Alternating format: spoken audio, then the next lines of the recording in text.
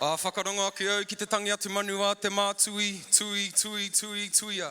Tuia I runga, tuia I raro, tuia I roto, tuia I waho. Tuia ki te here tangata, ka aronga ta pō, ka aronga ta Aotearoa, hei mauri ora.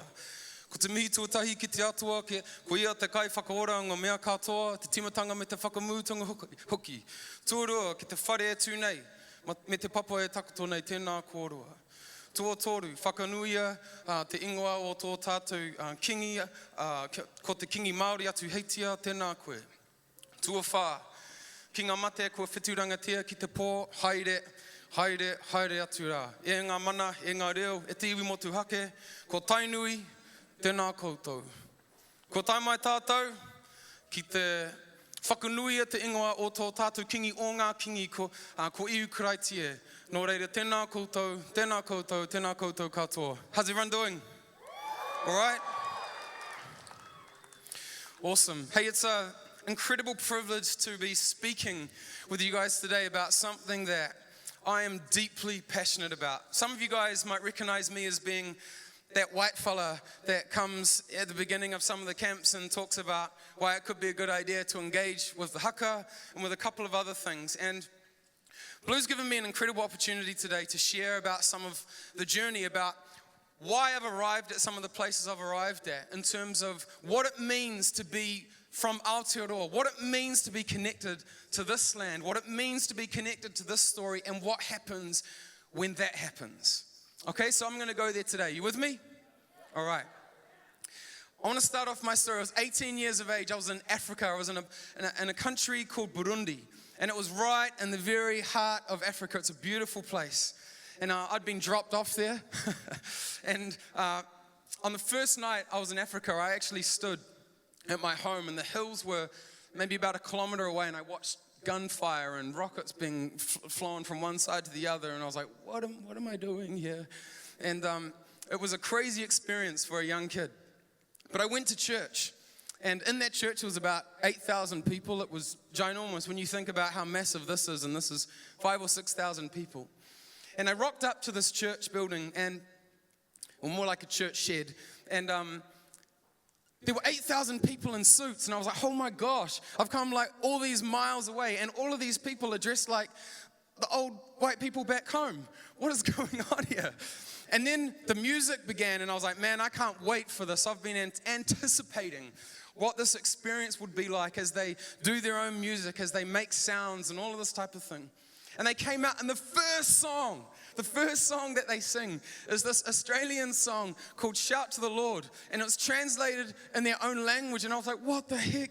Now, there's nothing wrong with that song, right? I'm not trying to bag on the song at all. But I didn't fly a flipping million miles to come in here, shout to the Lord in the middle of Africa, right?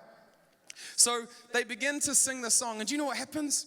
They begin to dance, but sort of like me, like my white brothers and sisters can do, and it's just like a little shuffle. Like the side to side thing was going on. I was so confused, like, where am I right now? But then something happened after that, which left me changed. It actually did something inside of me that I've never been able to forget. The worship leader, he came out and he sang this song, and it went like this. Na numwe yo sanawe, na numwe yo sanawe, na numwe yo sana Yesu, na numwe yo sanawe, na numwe yo sana Yesu, na numwe yo sanawe. And do you know what happened?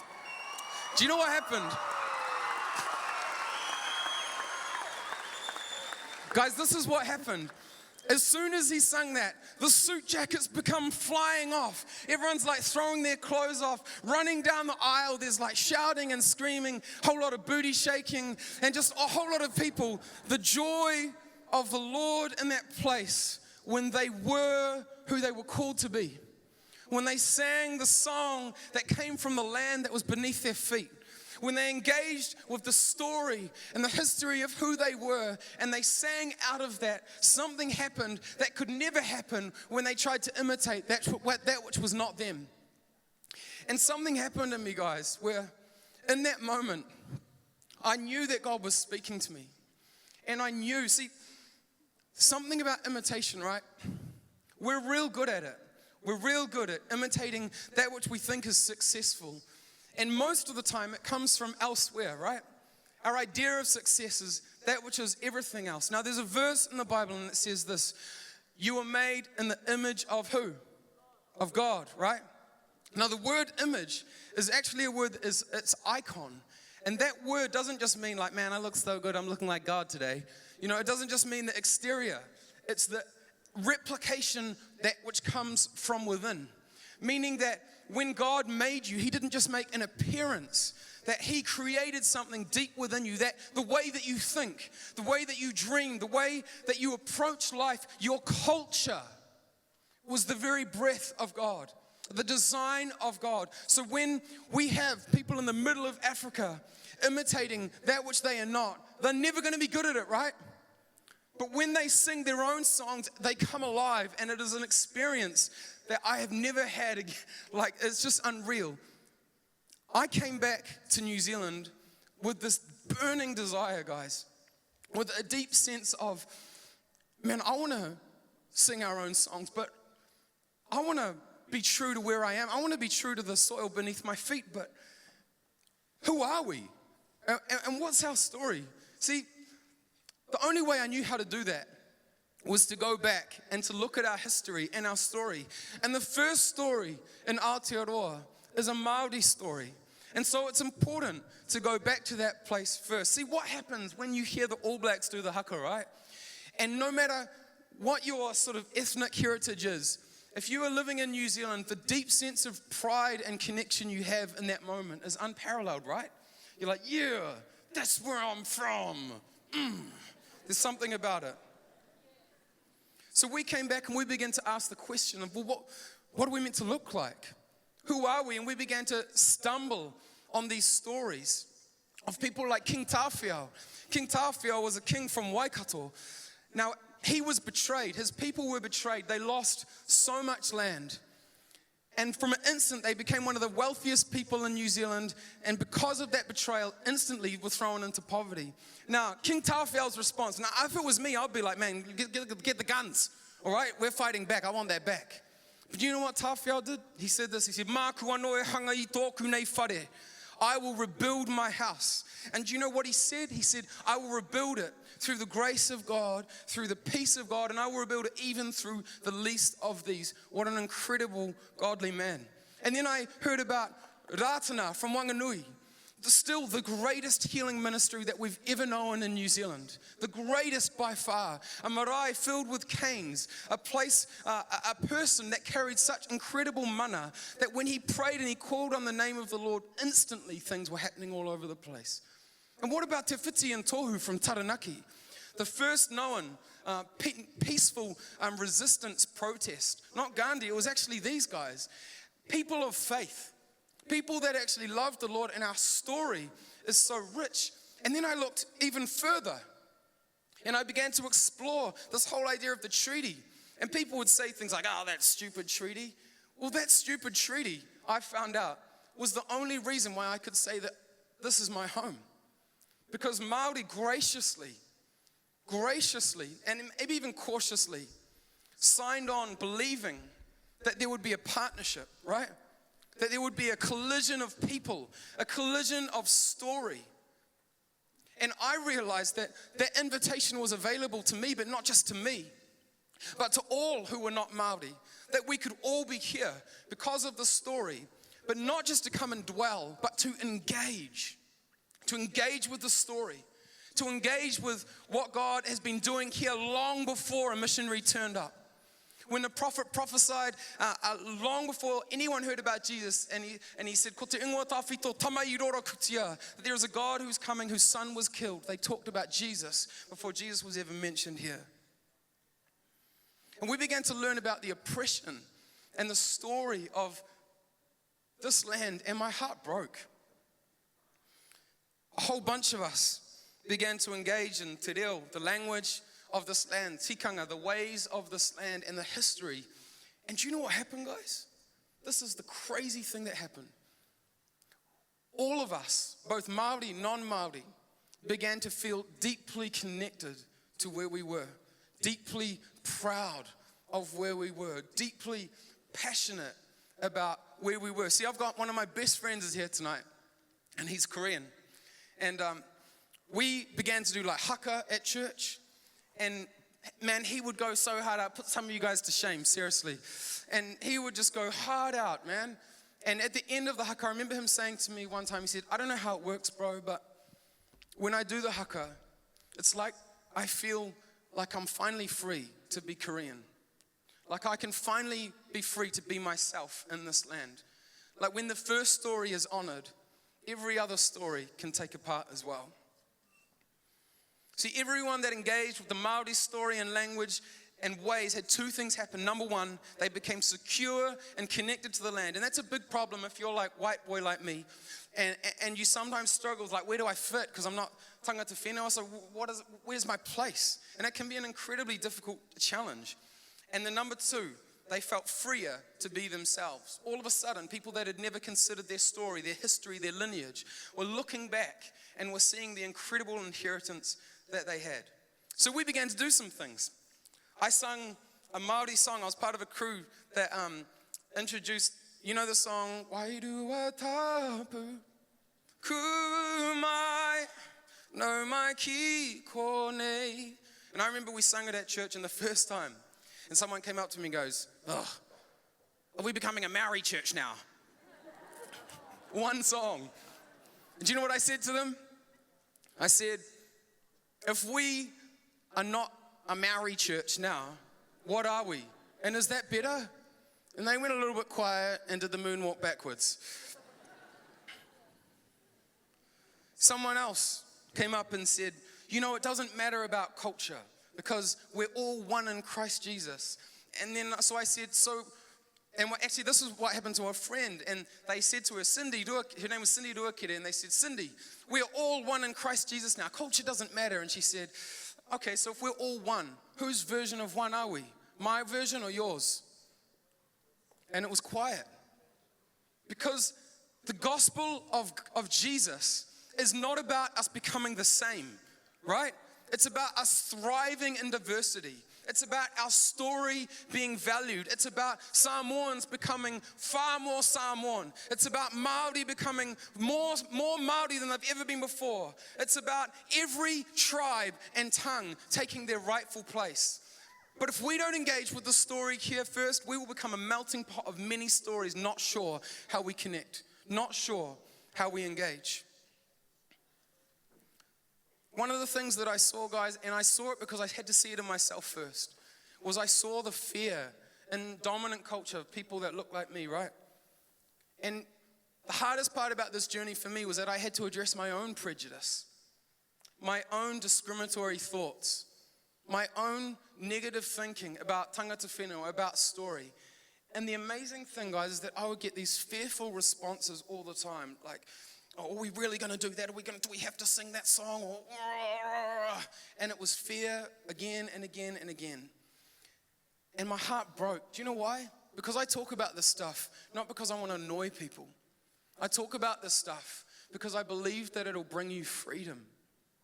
That when you engage with the story and the sound of this whenua, and you understand how God put you here, and you understand that we were designed for a partnership, a connection with tangata whenua, and not a trampling over or a conquering, we understand again the story of God in our midst. I want to tell one final story.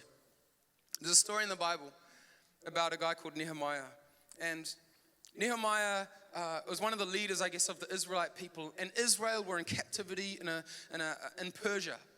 Now, they'd been in captivity for a long time to the point that they were beginning to lose their stories. They were beginning to lose their language. They were beginning to lose some of their connection to who they were. And Nehemiah was like, no, that's it, man. We're going to rebuild our city. Their city was in ruins. They were in captivity. And the only way I could liken it was like this. I've got an Aboriginal friend in Australia.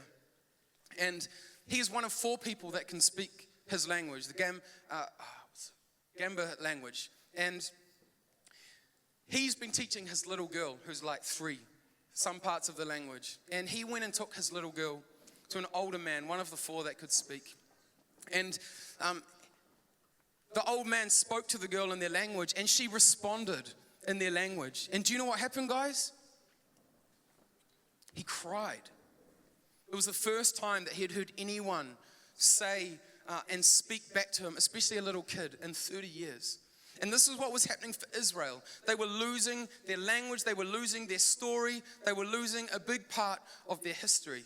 Now, just before we go on, I'm just going to ask that the worship guys come up, but I want you to stay where you are, okay? Because we got a little bit to go yet, okay? You right? You with me?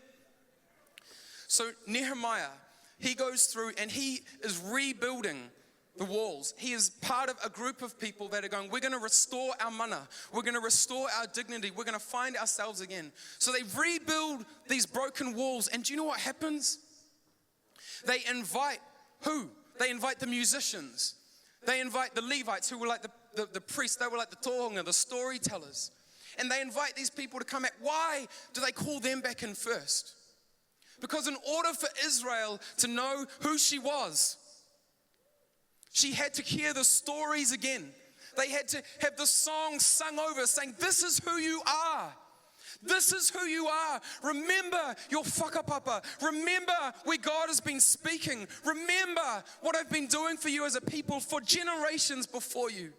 And so all the people got together and they sang and they told stories and they spoke again about what it meant to be the people of God. And do you know what happened? The people realized how far away they had gone from what they were meant to be, and they were broken. They repented. They said, God, I'm sorry. We forgot who we are.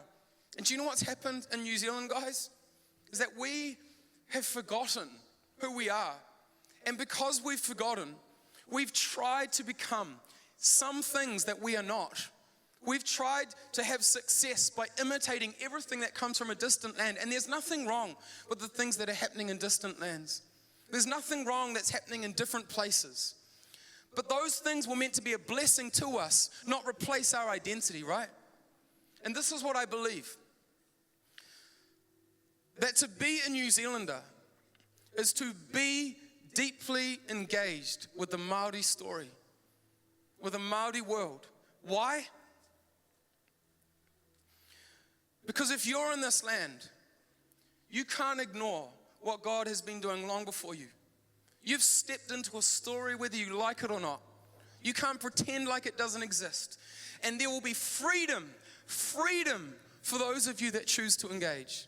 For those of you that say, what it means for me to be here in New Zealand is I can bring my Irish heritage, I can bring my Dutch heritage, whatever it is you have, and I can engage with the Māori story. And it's that partnership that is what it means to be here.